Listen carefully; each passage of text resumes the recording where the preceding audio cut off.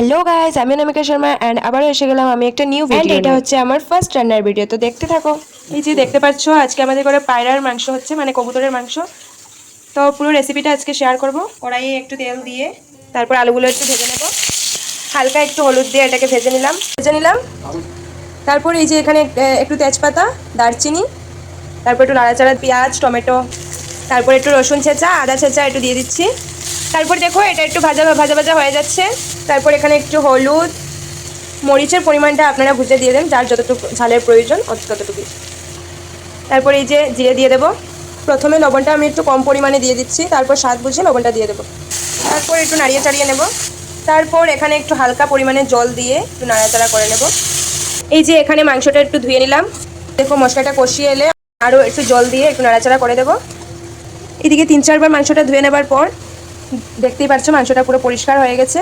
এই যে পুরো হয়ে গেছে ভাজানো। এখন আস্তে আস্তে মাংসটা ছেড়ে দেবো। এই যে ছেড়ে দিলাম, এবার একটু নাড়াচাড়া দিয়ে দেবো। এই যে এখানে আলুটাও ছেড়ে দিলাম। আচ্ছা, আরেকটা কথা তোমাদেরকে বলে দিই, এখানে তোমরা পেঁপেও অ্যাড করতে পারো।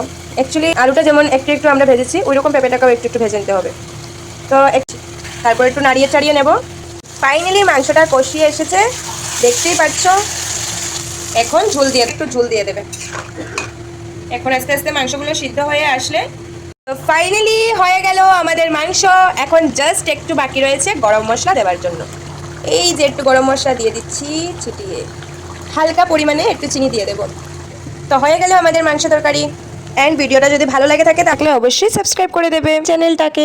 আবারও দেখা হবে নতুন ভিডিও নিয়ে। টাটা।